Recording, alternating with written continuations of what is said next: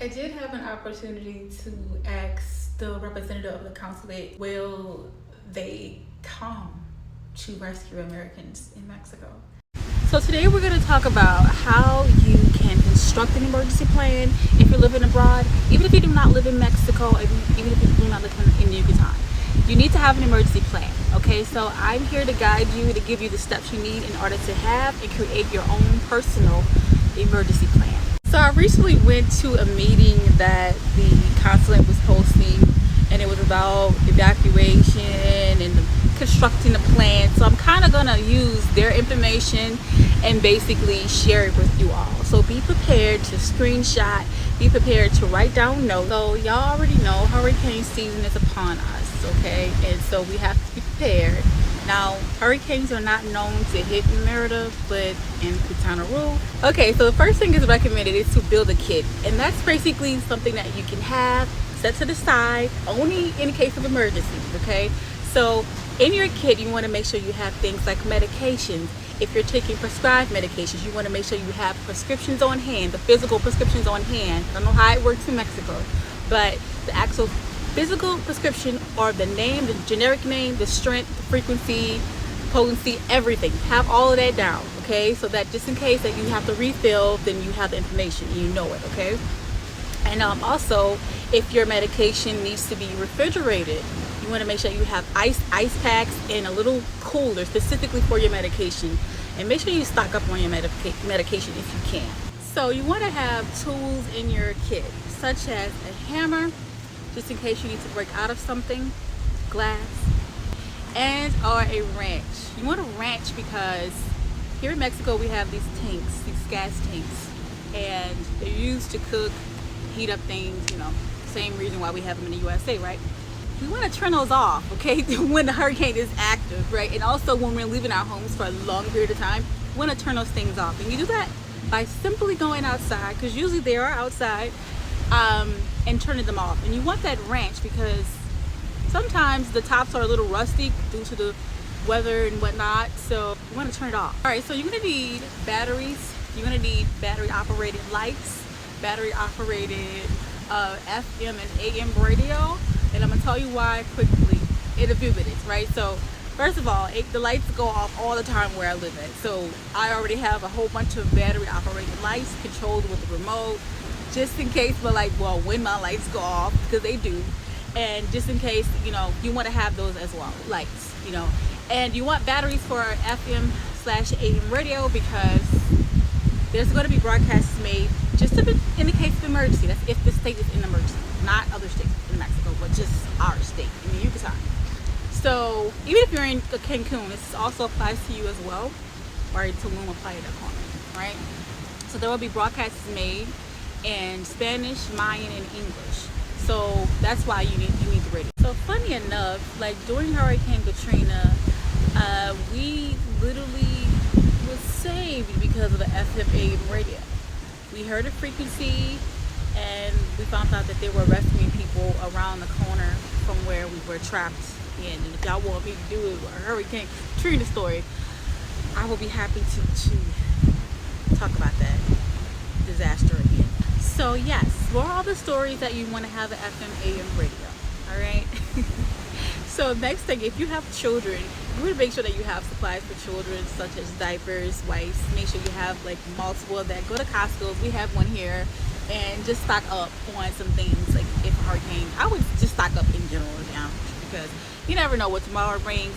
And yes, like once again, I keep saying like hurricanes are not really typically known for this region, but with climate changes and all, like we can never be so certain as humans to know if a hurricane is gonna come. So food, you definitely want to make sure you pack enough food and water in your kit that can house you up, I would say about at least 2 weeks, okay?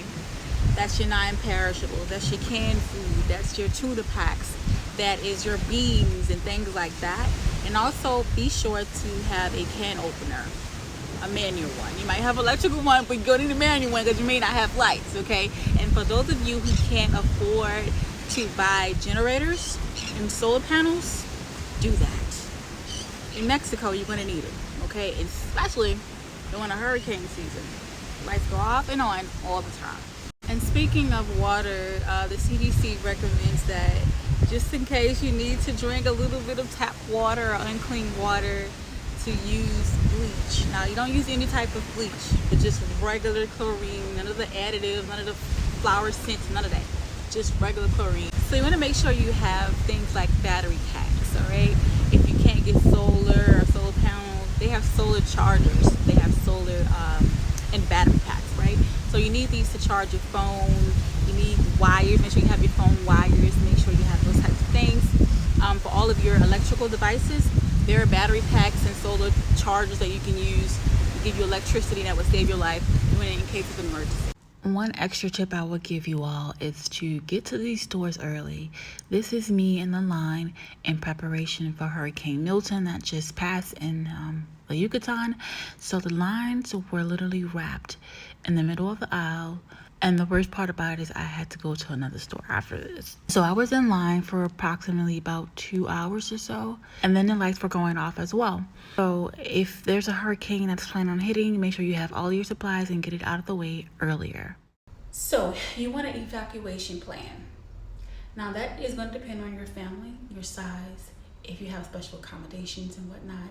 For instance, if you are a caregiver and you're taking care of someone in a wheelchair, will you be able to bring the wheelchair with you in your car? Can it fit in your car? Do you need a bigger vehicle?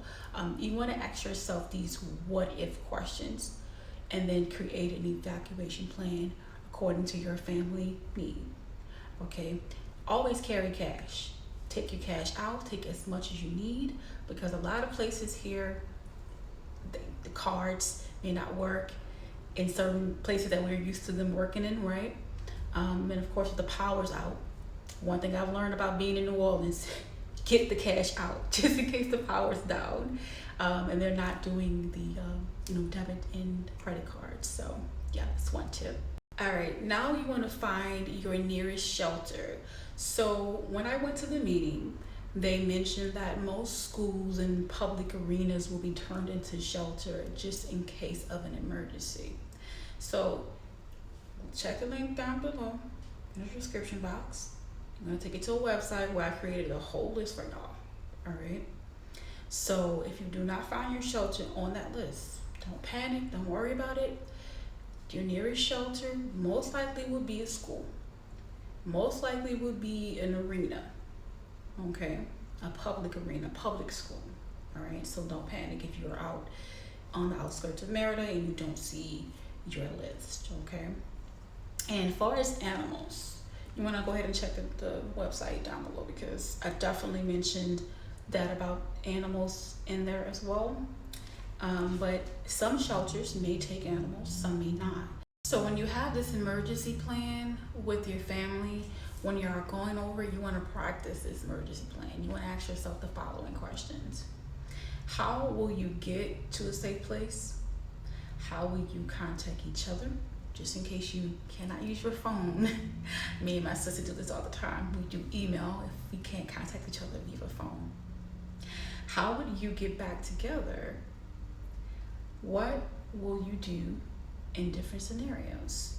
So you want to ask yourself those types of things when you're constructing your family evacuation plan. Also, you want to talk to your neighbors, okay?